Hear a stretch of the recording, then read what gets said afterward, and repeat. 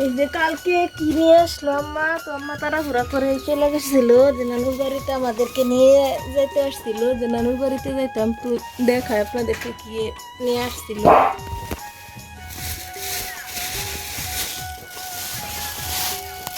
এই যে দেখুন এদিকে কি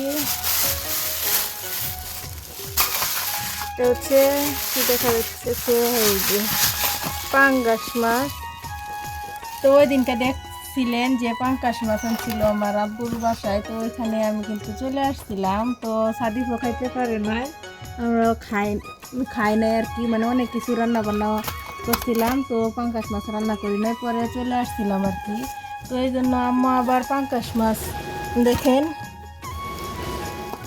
কতগুলা পাঙ্গাস মাছ নিয়ে আসলো। এগুলা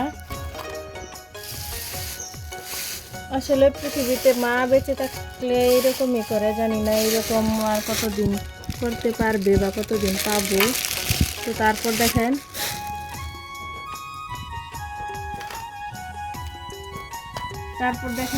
এখানে কি আনলো আবার, ওটা হচ্ছে পাঙ্গাস মাছ, বাজার থেকে কিনে আনছি। আর এটা হচ্ছে কি, এই যে দেখেন এটা হচ্ছে সরপুঁটি, এই যে এটা সরপুঁটি, চাকা বেঁধে আছে আর কি, এতে সরপুঁটি মাছ।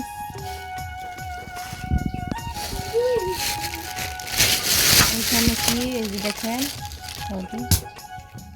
এটি সরপুঁটি মাছ। আর দেখেন এইখানে এইখানে দেখেন এখানে যে এগুলা কি মাছ,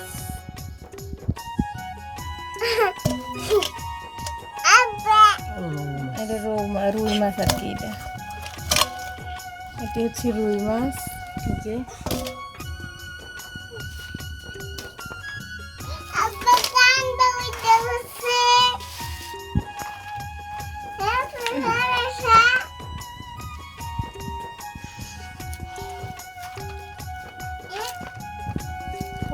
কথা কয়ে থাকি, যেহেতু আমরা 3 জন মানুষ, তো সবটি ভাগ ভাগ করে নিচ্ছি ওই খাওয়ার জন্য। আসলে এগুলা কিন্তু সাদিফই বেশিরভাগই খাবে, তো রেখে দিলাম সাদিফের জন্যই। তো এই যে বেঁধে নিলাম, এটা দুইটা আর একটা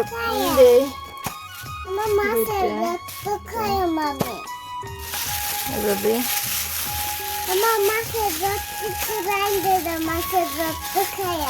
এভাবে সবটি ভাগ করে নেব, এক একটা ভাগ করে নেব। এই যে বাগে বাগে রেখে এখন কিন্তু এটা ফ্রিজে রেখে দিব।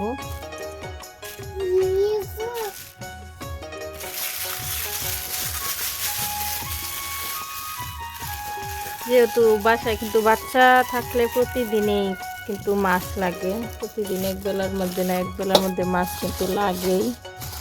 তো এই যে আর ওইগুলা কিন্তু এই যে পুঁটি মাছ, কিন্তু এই যে এগুলা নিয়ে নিলাম পুঁটি মাছ। এই যে এখানে মাছ সবগুলোই ভাগ করে নিলাম।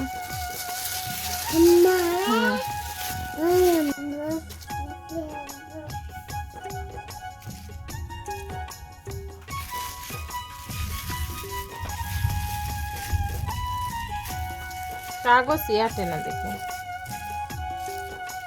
অনেক বড় বড় পিস, তো বাজার থেকে কিনা যে সময় আনছে মাছ, ওই সময় আর কি কাটে আনা হয়েছে, তো আমি কাটতে পারবো না দেখে আর কি, বড় মাছ তো আম্মু কাটে আনছে।